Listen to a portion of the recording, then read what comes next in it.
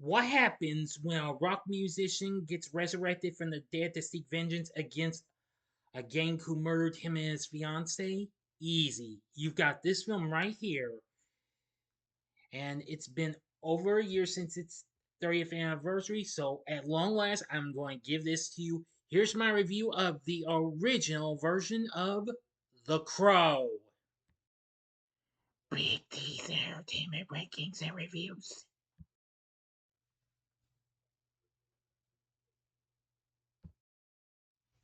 So, greetings, my fellow YouTubers, and welcome to Big D's Entertainment Rankings and Reviews. My name is Noel, better known to as the Big D, and this time around I bring to you a review of the 1994 supernatural superhero flick, The Crow, released by Miramax, directed by Alex Proyas, ran by David J. Shaw, and John Shirley, based on James O'Barr's 1989 comic book series, starring Brandon Lee as final film role as the titular character, whose alias is a rock musician named Eric Draven, who gets resurrected from the dead and goes up against the gang that murdered him and his fiancee. The film was released on May 13th, 1994, and would go on to become a success. This film was to be from Paramount, but unfortunately, well, it didn't happen after Lee's death, so they opted out, and then Miramax was acquired the rights, as they, along with their Dimension Film subsidiary, released the film, and was dedicated to him and his fiancee Eliza Hudson.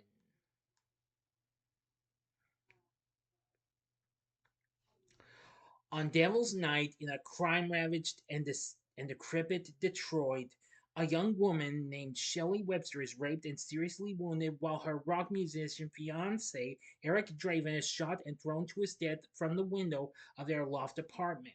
Police Sergeant Albrecht comforts Sarah, a young girl the pair cared for due to her absent mother, accompanies Shelley to the hospital, but she eventually dies from her injuries. A narration states the legend of a crow that carries souls to the land of the dead.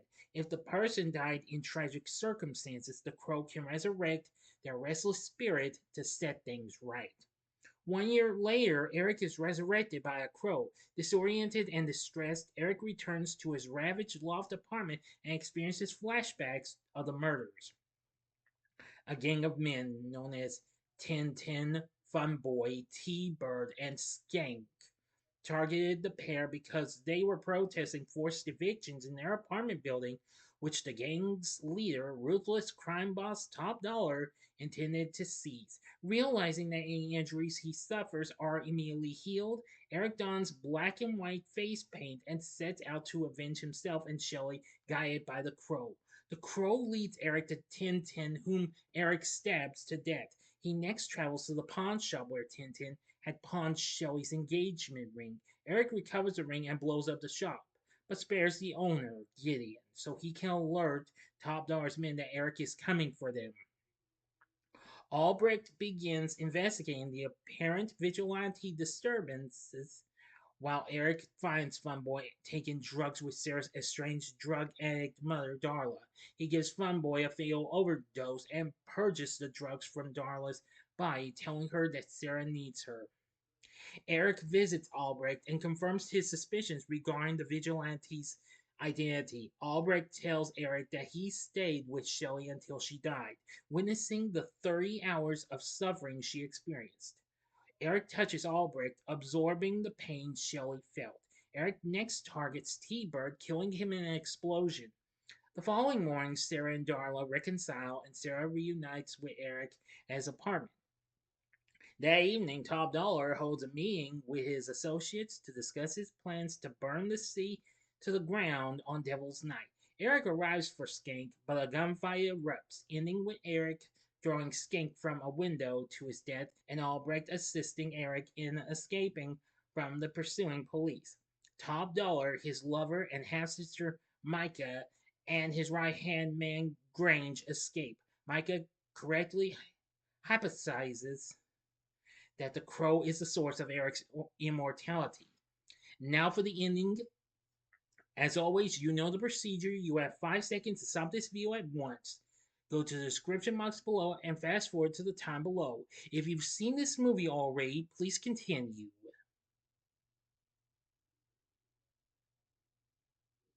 Okay, you've been warned.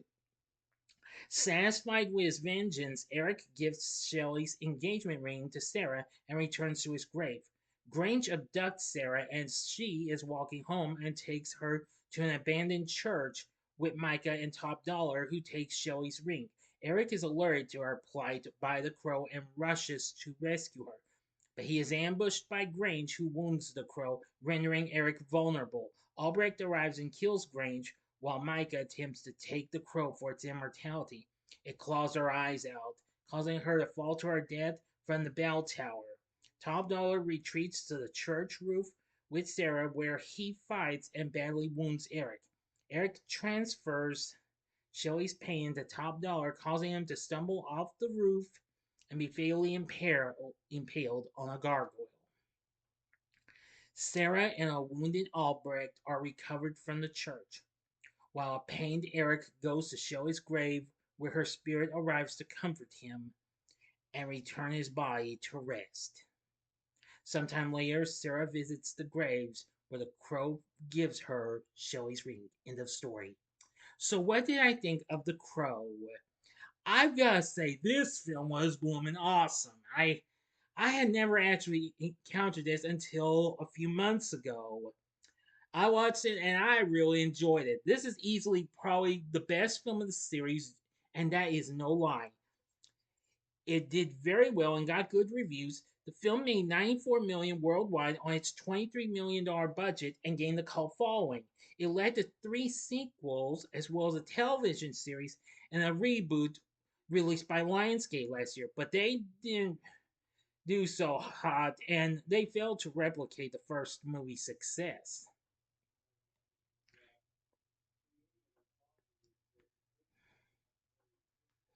Of course, the sequel, Sea of Angels, the Crow Sea of Angels, is was released 2 years later, which was pretty good and what have you.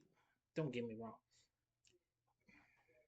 Then, 2 years later in '98, came a television series called The Crow Stairway to Heaven. Now, it didn't get good reviews, but performed moderately well, but was canceled after one season. Now, I've never watched it. In 2000 came The Crow Salvation and was released direct to video. Same with 2005's The Crow Wicked Prayer. But those sequels had poor reception, what have you. Now, there was to be another one called eh, The Crow 2037 and to be written and directed by Rob Zombie in the late 90s, but it was never made. The reboot came out last year, but that film bombed at the box office big time. Yeah. Nevertheless, I found The Crow, the original, to be one of the greats. It's at the 87% on Rotten Tomatoes, where they say filled with style and dark, lurid energy. The film is an action-packed visual feast that also has a soul in the performance of the late Brandon Lee. Metacritic has a score of 71. And reviewers praise the action visual style. Rolling Stone called it a dazzling fever dream of a movie. The New York Times called it a genre film of a high order, stylish and smooth. Roger Ebert called the film a stunning work of visual style. The LA Times praised the film as well.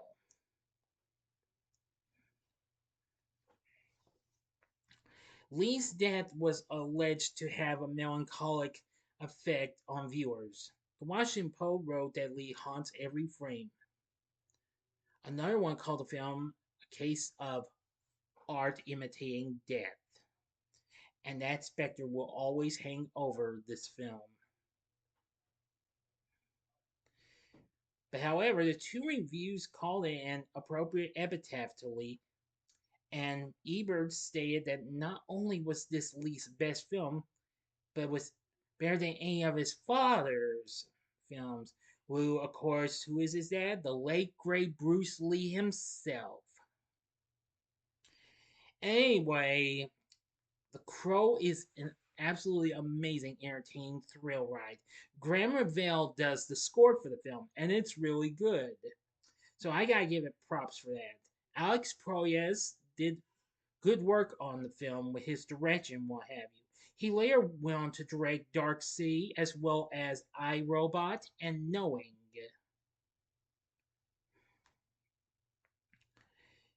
Now, it also had a soundtrack album, and a lot of them featured covers and what have you. So anyway, yeah, there were so many yet to appear, and it was a chart-topping album as well. Yes, the album went all the way to number one on the Billboard Hot 100, well, top 200 albums chart. I almost said Hot 100. That's their singles chart. Oops, sorry. And went triple platinum in the U.S. as it featured songs from The Cure and Stone Temple Pilots, which that featured their big hit known as Big Empty. Include covers from Nine Inch Nails, Rage Against the Machine, Rollins Band, and Pantera. So, soundtrack's absolutely good.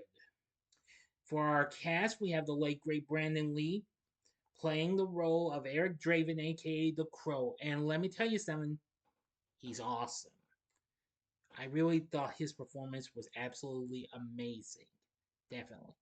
Playing Sergeant Albrecht is Ernie Hudson. Most people would know him as Winston Zedmore of the Ghostbusters franchise. Michael Wincott played Top Dollar. He was good. David Patrick Kelly as T-Bird, good. And Angel David as Skank, pretty good. Rochelle Davis as Sarah, good. Bai Ling, so I remember that name. I've seen her in some films as Micah, very good. Lawrence Mason as Tintin. Michael Messi as Funboy.